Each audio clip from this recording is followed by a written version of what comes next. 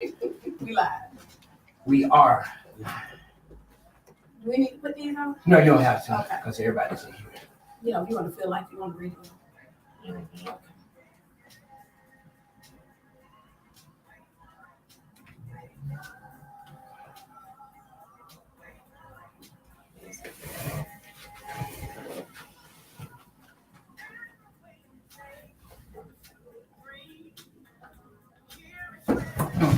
Hey, Facebook family, go ahead on, tag, share, get everybody into the conversation. It's happening right here today on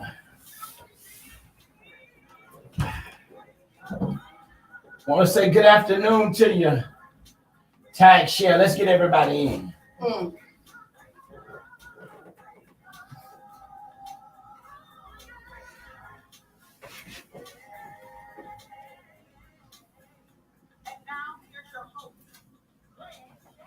Want to say good afternoon, and once again, welcome to the GregJames Community Show right here on Hallelujah 95.3. Hey, listen, so much is going on in and around the city. Hey, I understand it was a great day over at the Leon County Sheriff Department, over with the RISE program, the Department of Corrections. Man, listen, I tell you, there were so many formerly incarcerated young men, young ladies out there to get information concerning jobs, get information concerning housing, health, mental health, you name it. Want to give a big shout out to Bishop Waltman. Sheriff Waltman. Sheriff Waltman for leading such an amazing initiative.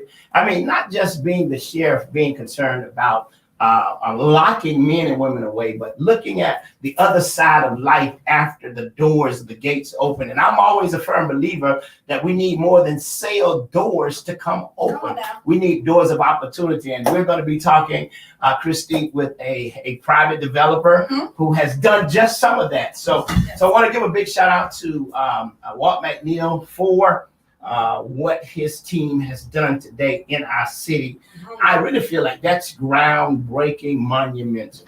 Well, you know how we always feel about the High Reverend Sheriff McNeil here in Leon County. I think that our city needs to understand how blessed we are to have innovation at the law enforcement front. As you can say, we can't jail our way out of circumstances and situations that have been systemically provoked.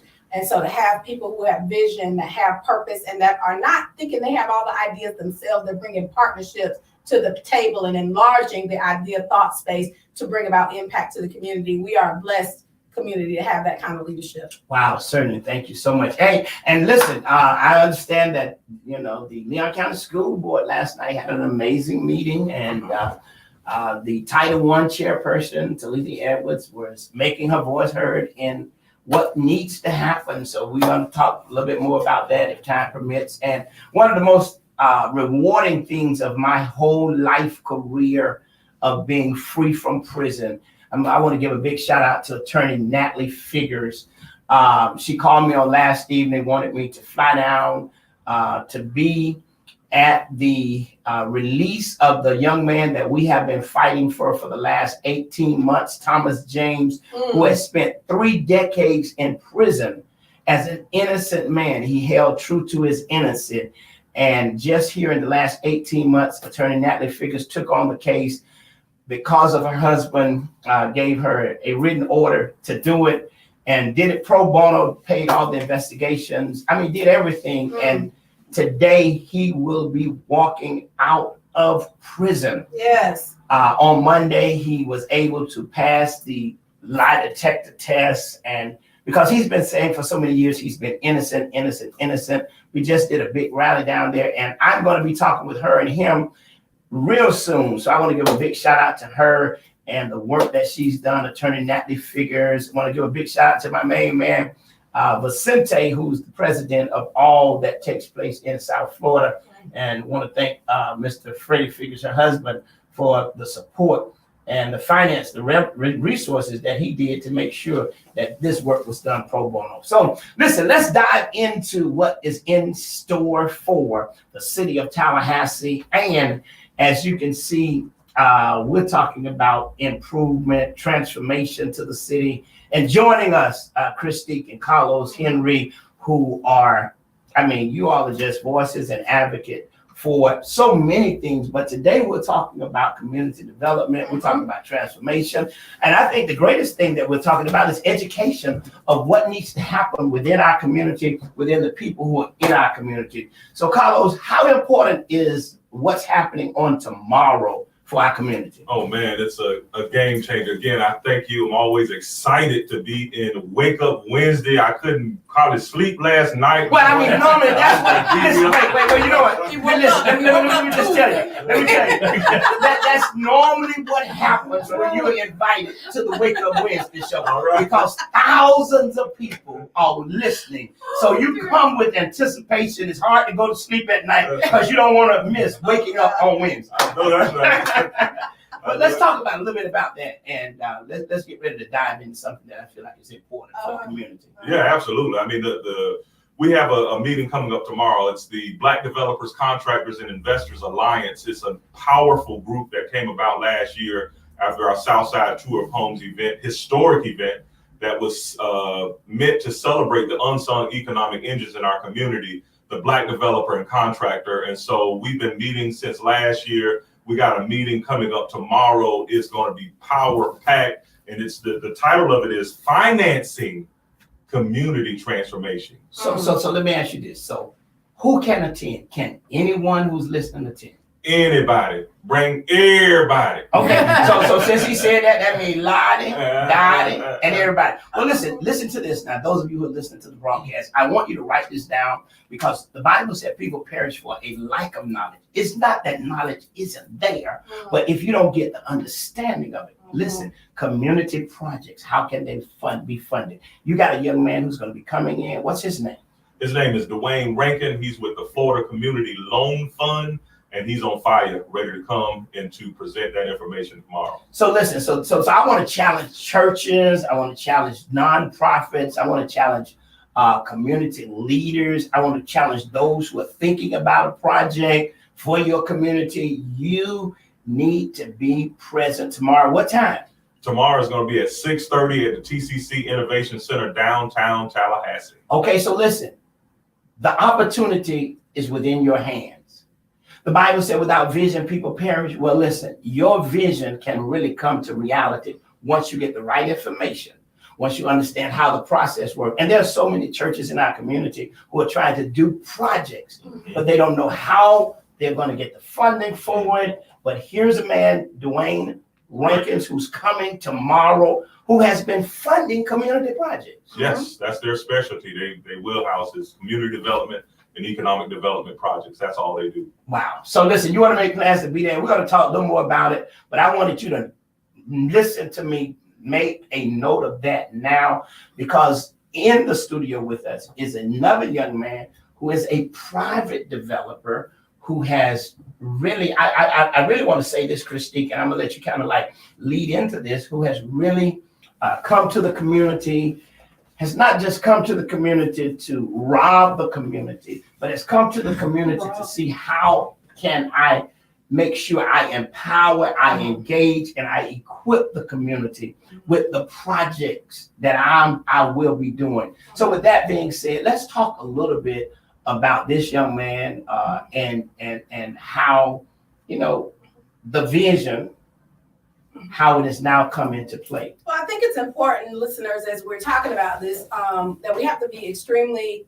mindful that we're really talking about a lot of high-level conversation we're trying to translate into grassroots, auntie, uncle them understanding, right? Because when things happen, you got two things you're battling with. You're battling with not ignorance, but maybe an illiteracy. You know, and it's not an ignorance, it's just that people tend to focus on the conversations that pertain to their daily survival, to daily living. The things we're talking about today pertain to public policy. And so I think that it's really important to give a context to the conversation that we're going to have with the developer you have in place today. Absolutely. So back a couple of years ago, I guess it's been about 10 or so years ago, the city of Tallahassee pulled together a group of folks. It's been 10 years ago. Wow. Pulled in some folks. They had back then, it was called the Southern Strategy. And in that had all of the overlays with the CRA, with the hub zones, with the enterprise zones, all the different overlays they put that denote that this area qualifies for different incentives, right? And so these incentives are for business owners, they're for private developers, they're for all people who want to participate in improving an area or improving place.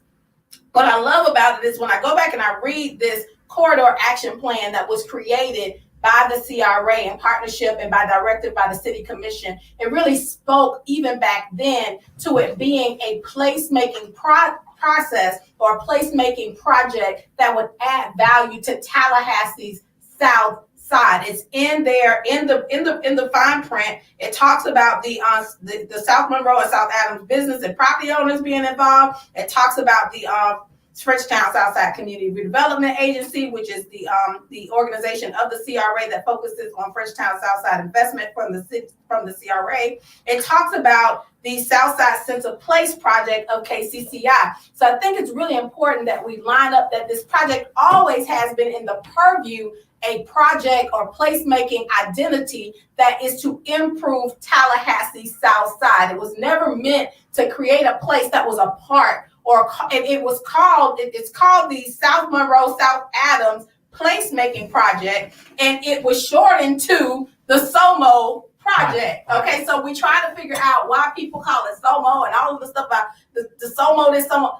It's an acronym to denote a directive from the city to improve a place within Tallahassee's South Side to make that corridor more profitable, more vibrant, so that it attracts the kind of investment that increases the value for all residents in Tallahassee Southside. I want to make sure I make that point, because some of the conversation we get from people, they're saying, oh, they're trying to, read whatever the South. No, it was never intended to do that. It was called the Southside Sense of Place project. So it was intended to be an overall benefit to Tallahassee Southside. So I'm glad that I got the receipts to prove that when people come at me with that conversation. And this young man who you have here saw the city's intent back in 2011 to put in intentional investment in the area, so he bought some over there. Wow. Is anything wrong with that? He bought like almost 2 city blocks over there, right? Is anything wrong with that? So, no, ain't nothing wrong with it. But and before we bring on the private developer that's joining us today, I'm so grateful that you took time to kind of like read it's one thing to have conversation. It's another thing to have documentation. Amen. That backs up conversation. You must say that, Ralph. You said that now. That's one of the things that we used to always say in the university that I was in. Conversation without documentation is really a waste of time. Indeed. So I want to say that it's so imperative that we be able to inform our listeners. That's why this show is called Wake Up Wednesday, because I want to wake people up to hearing truth. Yeah. So SOMO walls is no more than an acronym that's already documented in policy. Under the realm of the Southside Sense of Place initiative. Well, let's talk about this young man that we got here with us. Well, he's definitely a pioneer on a lot of different levels, if not for the fact that he came to the community and said, listen, I want to do this project and I want it to benefit the community. For whatever reason, I think what has happened and what has manifested from there is really, really just a beautiful story of how we should do development all throughout Tallahassee, but definitely in Tallahassee Southside. Board DeMuro, who is the developer of DeMuro International, working with Southern Standard Construction, is developing almost two city blocks over there on Tallahassee Southside. It's a gateway project. It's right there under the overpass. When you cross over there, when you look on your left-hand side, you're going to see SOMO walls. And he'll tell you a lot about his design concept, his proof of concept, and why he thinks that it's important. But I think the most important thing that we as listeners need to understand is two things. First of all, a lot of conversation I've heard over the year is they're going to move us out, right? They're going to bring value here and they're going to move us out. We are activating processes where people can come to the table, they can make their voice heard. But not only that, the second thing is that they can be involved. they can actually benefit, they can actually be engaged, whether it be through contractual opportunities or it be through just community engagement with the arts opportunities, the Arts Collab, and some of the other benefits that this development is bringing to the table. And so I think it is important for listeners, not just in Southside, but all over the city, to understand this model so that when developments come to Frenchtown, come to Barrow Hill, come anywhere, we are having these conversations with these private developers, and we're bringing these developments into the community as opposed to just the community being developed by other people. Before you come, Carlos, let's let my 15,000 listeners, let them put their hands together for our private developer who's joining us, Mr. Burrow. How are you, sir? Thank you for having me here. Thank you for having this conversation overall, Pastor James. I'm glad to be here and sharing my experiences with your followers. It's been a journey, quite a long journey for us to get to here.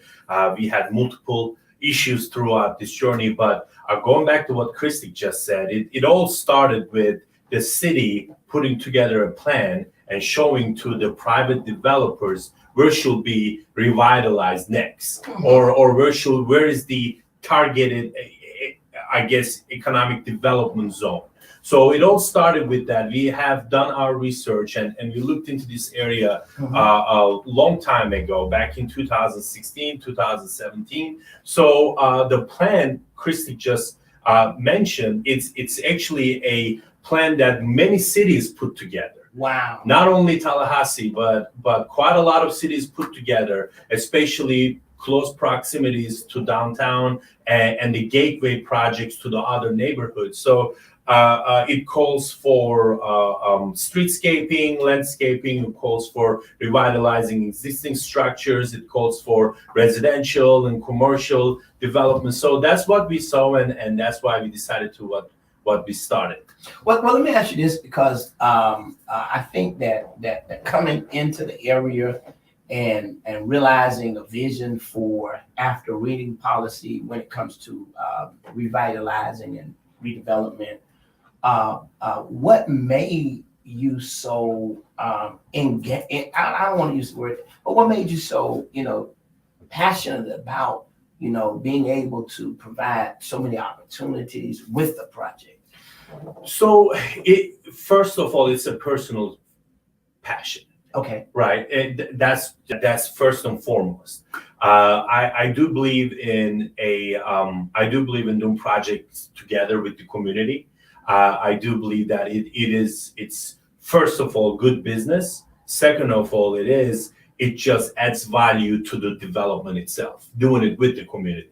And the second, community feels the ownership. It helps the development succeed in multiple levels, right? So that's one. The second one is that overall, I think that our minority inclusion goals and other components of this project, I think it's been long due in this town, right? We have to really look into doing projects with more inclusive approach. We have to really look into our contracting methods, our strategies, and there are substantial amount of minority-owned businesses in this town that are qualified. They are really good at what they do, and I think that providing opportunities for them to shine in a project like this, it's also a personal thing for me as myself being an immigrant in this country.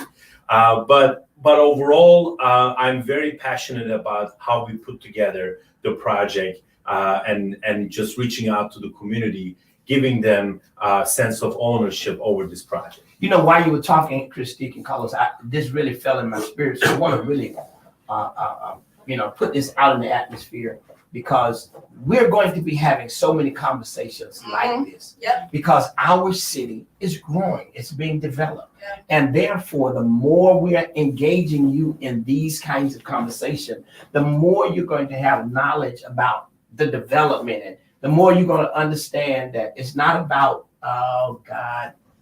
moving you out. It's not about, it's about how are we going to make the South Side look like every other side? Well, I think the thing that I was going to interject, which I think is vital to this conversation, and you probably heard him mention that, and Christine kind of mentioned it as well, but I want to highlight that point. What he's doing is what we would call community development. Wow. So there's a difference between just regular conventional real estate development where you have a developer come in, I'm doing this, I don't care what you say. Wait, can I stop you there? Yeah. Okay, so now, you gotta stop you there. And I gotta take off my glasses. So now you have said something that caused a wake-up moment to happen. And that is community development engages the community. Exactly. We cannot afford to keep allowing developers to come into the community and just do what the hell I didn't say that they want to do. And there's no engagement from none of us. Yeah. So that's a big difference. That's a big difference. And I'm so passionate about this, and you could blame Bureau for that, because he went above and beyond. Well, he came to folk who understood community engagement and put together a plan. And let me just say this. I want to give shouts out to the CRA staff who said you need to go to the community and get a plan of engagement, because that's where the directive has to come from. This is not something that an enterprise that somebody's going to just undertake just because they think it's good business. It is good business, right? We're showcasing that it's good business. It really removes a lot of obstacles and makes the case go before you. But the CRA told him, as a private developer, you're going in the Tallahassee South Side, you need to do some consensus raising and some community building. So since you said that, how did that help you understand the community? The overall, you mean the process? Engagement? Yeah, the absolutely. I mean, you start getting feedback from the community and see what they expect from a project like this. They give their opinion, and overall, I think the project got better. And just now that we had Christik and we had 6 engagement events, and she helped me throughout this project. And in addition to all that, we met with folks regularly, and overall, kind of getting their concerns and try to see how you can modify your project to make sure everybody's heard and everybody has say to it. I think, again, it kind of, the whole point of this development is to make sure that people that are around, especially commercial, right? We're talking about the retail, we're talking about the coffee shops and restaurants. If you are doing a commercial redevelopment project, you got to hear your neighbors. Wow. You have to really understand, and you have to really understand what they're looking for. Just recently, we didn't stop after CRA process. We just went online and asked our neighbors, what kind of businesses you want to see here? You want coffee shops? You want restaurants? You want smoothie shops? I mean, just recently on our update, we got from quite a lot of folks in the audience. They said they want ice cream. So this is, this is just part of the process. We are being extremely cautious of our surroundings, and we really would like to make sure that community has a say to it. And CRA, of course, triggered the process, and they have, I guess, moving forward after Somawol's application. Now it's becoming a standard procedure for them to if you are asking for government funding and if you are asking for CRA's participation, at least these are the things that you have to do, right? So I think this was necessary overall, and I agree with Christik that I would like to give a lot of props to the CRA staff for kind of putting together this vision, understanding it, and also kind of supporting us throughout. That's why they call it public-private partnership. It is a partnership, right? It's not one against the other. So moving forward, I believe non-CRA participants or the development projects, that's probably, there will be some projects that are not going to require CRA participation. But those projects, I would think after Somawol's, will still engage with the community. Yeah, and I want to say this because going back to you, Carlos, and I want you to come on back in because when you said what you said, it really began to open up my eyes to see something that was so important. If there is not community engagement with the developer, it really slaps the community in the face. Because at the end of the day, your development is going into the heart of a community that you want to embrace it. So for those developers that are entering into our city from wherever they're coming from, we have to make sure that they understand community engagement. See, that's the thing, and that's why I said we're talking about community development, which this project is a prime example of what we call community development. He's not just building physical assets in the community. We're talking about community development. It's building people, right, as well as the physical landscape of the community. So he's doing both with the minority inclusion. He's just not talking about that percentage on the government dollars. He's talking about the whole project. So what he's doing is something that's revolutionary. We don't see that type of project coming in our community. Therefore, this project is on trial.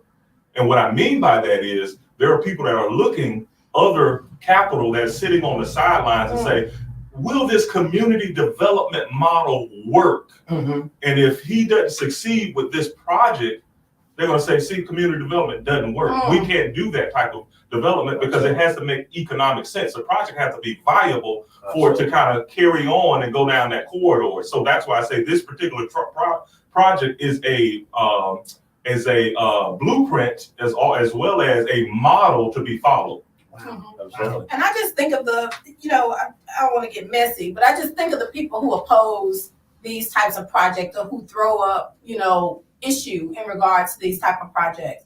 I think that it's really important, like Carla said, that we don't get known in Tallahassee Southside for NIMBYism in the sense of we want now, could you just break that down for me? Not in my backyard is okay. That's NIMBYism, and I don't think people in Southside have those. People in the back. That's not in my backyard. Right. But you usually find a lot of this oppositional conversation from people who don't even live in Tallahassee Southside. They just have opposition for opposition's sake. So the legitimate, authentic voice of the resident doesn't get heard unless it is incentivized for the developer to activate the authentic voice. And that's the miracle that has happened here. Authentic voice combined with private development interest has created SOMO walls, and it's necessary because this is supposed to be a place. It is supposed to be a place-making initiative that is authentically derived from the residents. But also what I love, and I would encourage all of our listeners, if I can log on to Facebook, I'm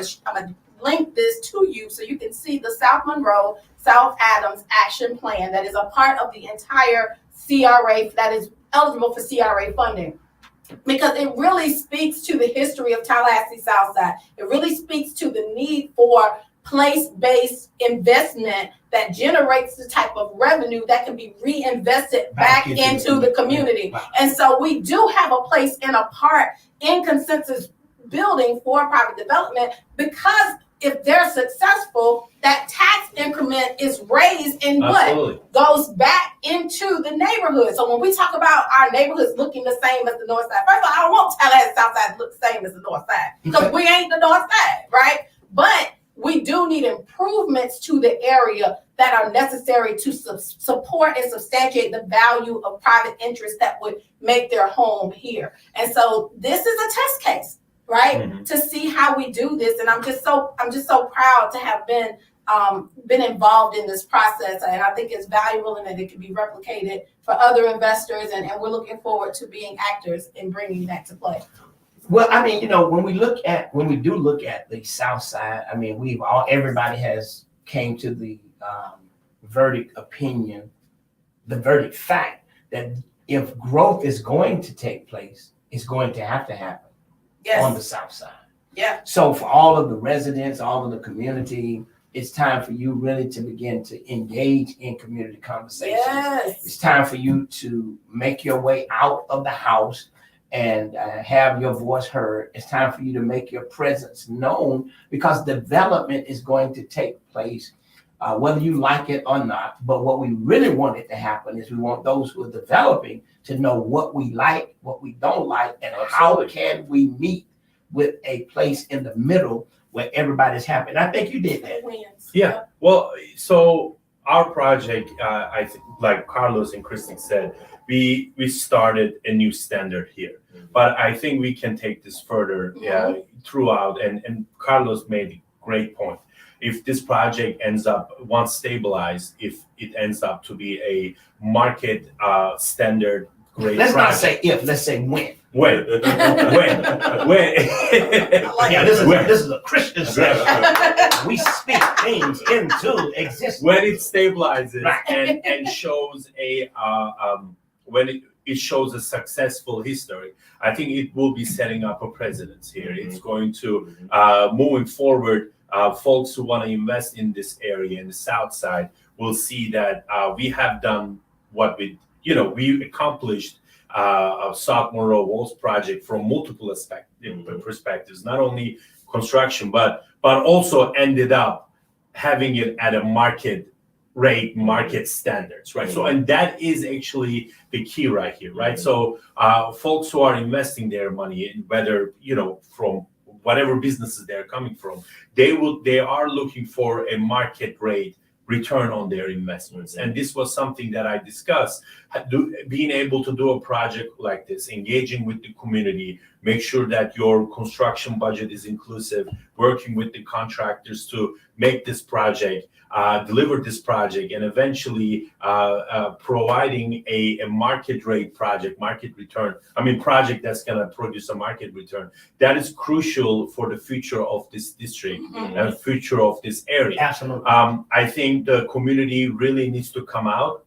from technical standpoint, and I don't want to get too technical now, but I could already see, being the first redevelopment project, we have a lot to work on. Before we get into the discussions of who's buying what is doing, who's doing what, there are issues with this area got issues with Department of Environmental Protection. There are some issues. This is a brownfield area. No one ever developed in this area in the last 3-4 decades. So there is no plan on how the sidewalks should look, what kind of trees gotta go in there. We gotta make sure that the community get together, decide on how they want this area to look. What Christy said, this area shouldn't look like anywhere else. It needs to be unique. It needs to have a south side look, right? Not the north side. So we gotta come together and we gotta start getting a little bit more technical. If community really would like to be part of this redevelopment going down into south side, we got to get technical a little bit very soon. I mean, it's amazing that we're having this conversation, and we're talking with Bureau, who is the private developer of Soma Walls, Carlos and Christy Henry. Christy, who is co-host of one of our amazing show, Conscious Check. And Carlos is sharing with us about something that is going to be happening tomorrow night. But while you were talking, I just had an epiphany. And that epiphany, what if we could have had the police department being developed right down the street, Soma Walls, but because a lack of understanding that more black people would get arrested if we put the police department on the south side, which is a myth. I mean, they're getting arrested now and it ain't even built. I mean, I just imagine so many of our African-American young men who could be working, who could be getting gainful employment. I mean, with the first part of this project at Soma Walls, we were able to bring into employment at least 15 young men formerly incarcerated. You can start a fire up in here. It's getting hot. I mean, Christy, I'm just saying, I just had that epiphany. First of all, I don't know why you're messing with me. I just had that epiphany. It's like people in your family, when they get to the family reunion, they bring up the old stuff. Your feelings. Look, so $60 million in the police station, public policy, it didn't work. It didn't happen. There's a lot of reasons it didn't happen. I will continue on record saying I hate it did not happen. I have some other alternate opinions that said maybe it creates an opportunity for community-driven redevelopment of that site in a different way, perhaps. But I look at it. That was a moment, though. We missed that. It was a moment that was missed due to ignorance And on a lot of different levels. And it's not always sinister ignorance. People always think you call them ignorant. I didn't say ignorant. I said Ignorant. it was in ignorance. I exhibit ignorance in some, because you only know what you know. Yeah, and when And you I don't think- know what you don't know. But you the just thing don't know. that Yeah. hurts me now is that the more that people see and know, the more they come back and say, you were right. And even on Saturday, when we did our Solar Southside placemaking event and we were talking about all these things, one of the people came up to me and said, Christique, you've been telling the community this for 10 years. I said, first of all, you dating me. Because, that means I started when I was 20. Right.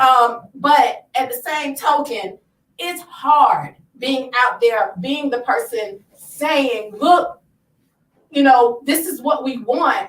But that is another aspect of how we need to make sure we have authentic voices at the table. Absolutely. Because we know that a lot of that conversation was dwindled by unauthentic voices at the table. People who didn't live in Southside, people who didn't know, people who didn't really Care.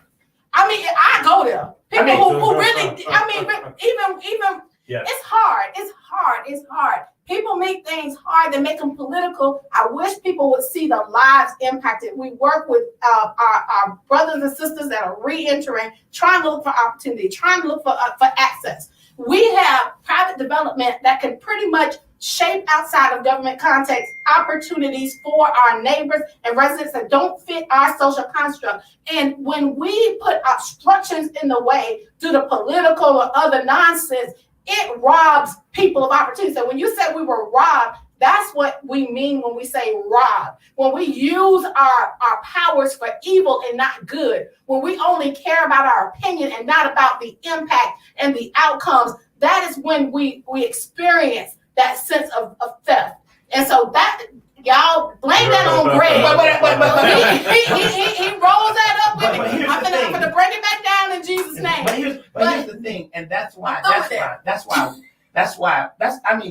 this show is about. It's Wake Up Wednesday. That's why we really have to have these real conversations, because we cannot go into another season where the politics of what takes place is hurting the people who are trying to position themselves Absolutely. to live a better life. Yes. And at this point and at this juncture, we will not sit here and be silent and suffer because of what we're seeing. Now, an opinion, everyone has it. Sure. Facts, you can't deny them. No, sir. And what we saw at the beginning of this project and what we have seen is a minority participation that's over 30%.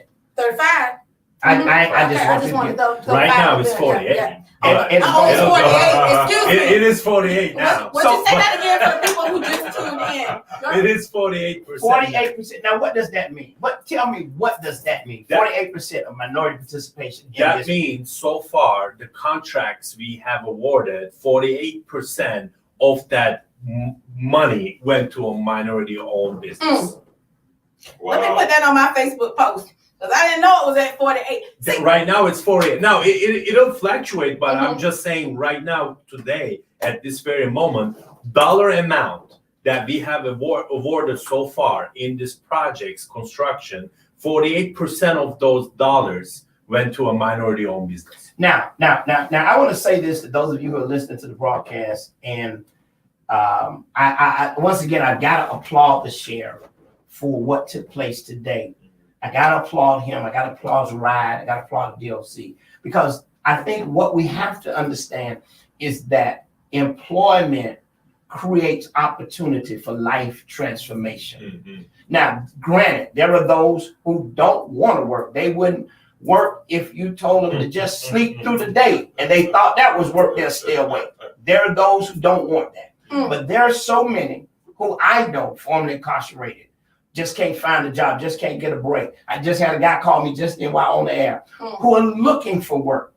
So I applaud the sheriff, but then I also applaud you, Bureau, for challenging so many of developers and general contractors to say, hey, let's do something. about Yes. giving guys a chance. And one of the things you and I, we held back on doing it because we got several general contractors who've reached out and said, hey, I want to meet. I want to see how can we be a part of employing men and women who have a background. Forget about the background check. Men who are coming out of prison find a sense of loyalty to someone who they know is beating the pavement. And they know that all we have is our word. So you're going to come to work. If I'm out there, you're going to come to work. You're going to show up. You're going to do what needs to be done. And we saw that in this process. And so we're excited about what you have done, Buru, in allowing your work and your words to carry volume in when it comes to city, when it comes to county. It's not a political battle that we're in. This is a people's battle. And we're fighting for what people need. We're voting for what people want. We're voting to make sure that people can transform their lives. So that's what I'm going to be singing for the next 4 months. So if you're running for office and you feel like you got politics over people, well, you got to flee from me. And Greg, I think it's really, really, really important for us to really, I'm not comfortable, right, being kind of this public voice, but I think right now we have to have informed voices sounding the alarm. Carlos has been in real estate for almost over 20 years now on all sides of it. He understands lending. He understands mortgage broker. He understands all realms of aspects of real estate. He walks around in a t-shirt and jeans. These are the people that we need to be activating. These are the people that we need to be listening to because they have been on all levels of conversation and they can give insight where it's needed. And let me stick a pin in that. And I'm going to applaud you so much, Carlos, for one, bringing all of the Black construction, general construction. I mean, I don't even know the term. I feel like when you gave me the hard hat, I was a GC. But bringing everybody under one umbrella to say, hey, together we can be more impactful. Together we can go to a developer or a GC to say, hey, listen, we have what it takes. If we got to put all of our resources together to get one bond that may cost $2 million, but at least we're doing it together. So I want to applaud you for having the vision to bring everybody to the table. And on tomorrow night, tell them what's happening. Well, tomorrow night, like you said, that's one of several different meetings that we've had and are going to continue to have. Because to your point about talking to the other developers, to try to say community development or community-driven development is a great model, this, that, and the other. We should do that type of outreach. But on the other side, we need to start to develop developers that have this type of mindset. We need to raise up people that have this type of mindset, that we can activate them, not to wait on the other people to get it, but them being raised up to learn and grab the tools and resources that they need to start doing it themselves, so we can start building and developing our own communities with our own resources that we already have within our community, with people that are in the community that can see the vision of the transformation of that community. Wow, now here I am. I'm going to get in trouble. What if it's a church on every corner? As a matter of fact, some churches, 3 on some streets. But what if 20 churches decided to come together and became the People's Project Ministry? And they just pulled out $20,000 of their building fund money, or sick and shut in money, that get no interest. The single money. The single. What if 20 churches did that? With $20,000, if you could do the math, I think it might come up to $2 million. I think, I think that might be. It might that sounds about right. It might be some fuzzy math, trouble. but But then guess what we're able to do now? We're able to go in and buy the land. We're able to go in now and have the contract that looks like us. And we're able now to give parishioners in our ministry who are not employed an opportunity to work. We control the narrative. Okay, enough said. And that's the thing. There's our colleague, the FA, that working with us, they do the same thing up in South Carolina. They have a conglomerate of churches. They have one group called Pastors. They have another group called Beyond the Pulpit.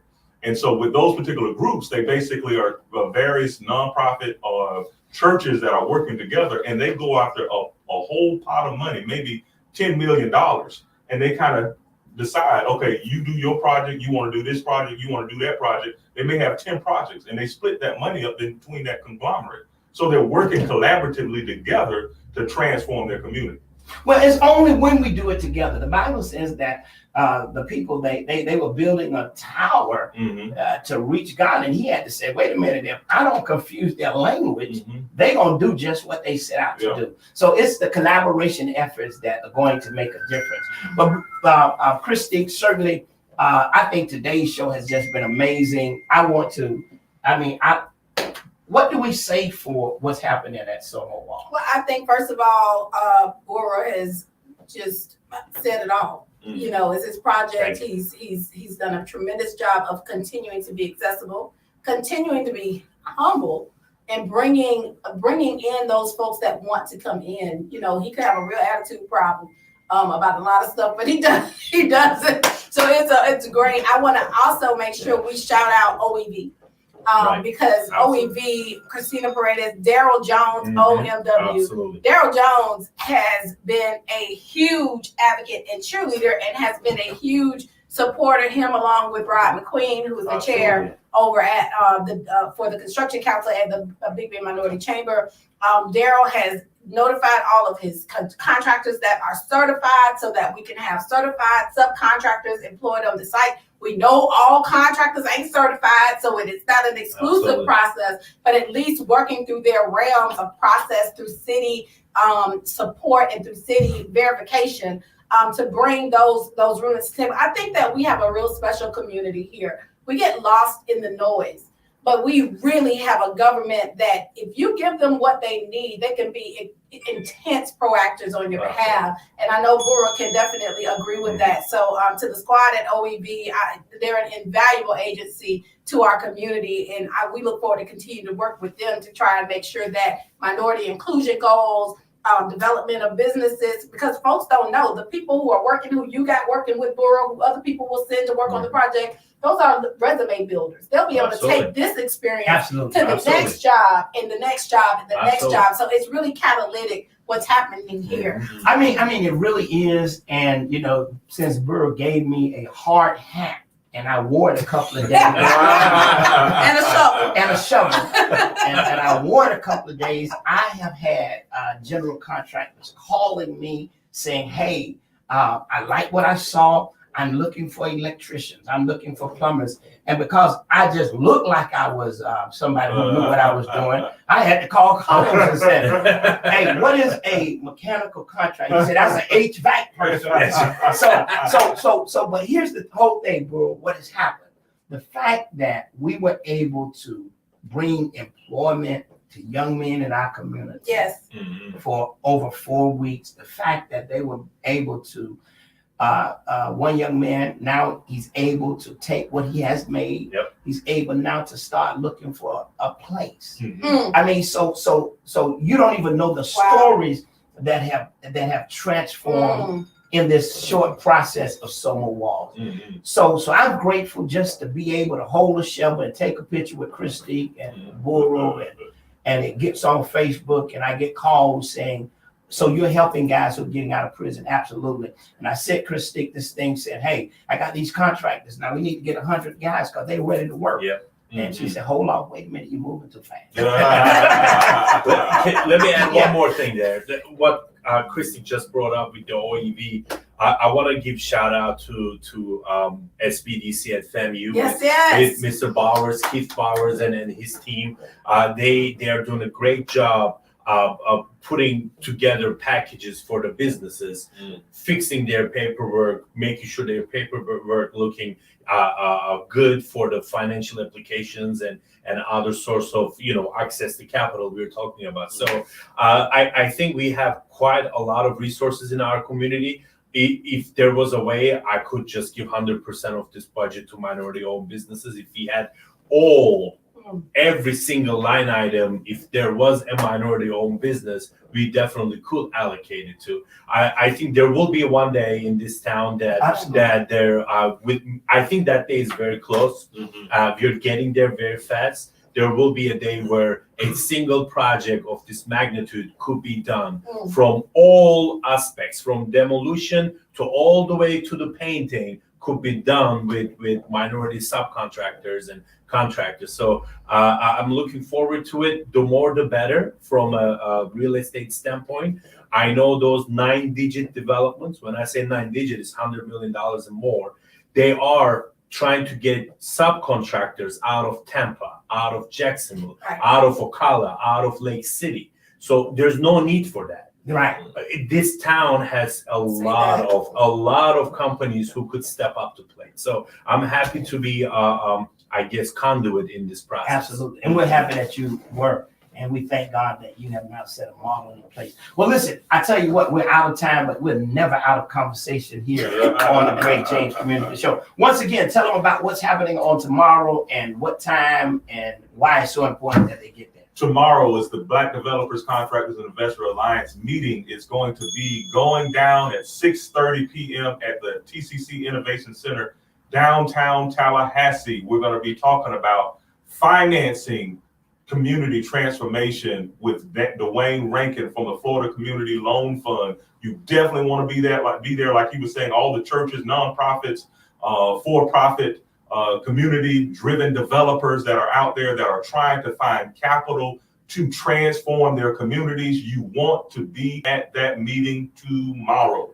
All right. And just if you're just listening and you just want to show up to just get insight and information, feel free to do so. Hey, listen, once again, it's been an amazing time on the GregJames Community Show. Don't forget, in the month of May, it's Conscious Check with yours truly, Christy Henry. Listen, next month's show, I'm sure is going to be hot because there's so much happening in and around our city. Until next week, listen, this is what I want you to do. I want you to get engaged. I want you to get involved, and I want you to be informed. Why? Because once you're engaged, once you're informed, guess what? You're able to speak for yourself. Until next week, you be blessed.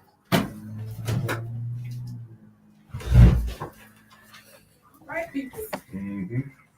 One more for the books.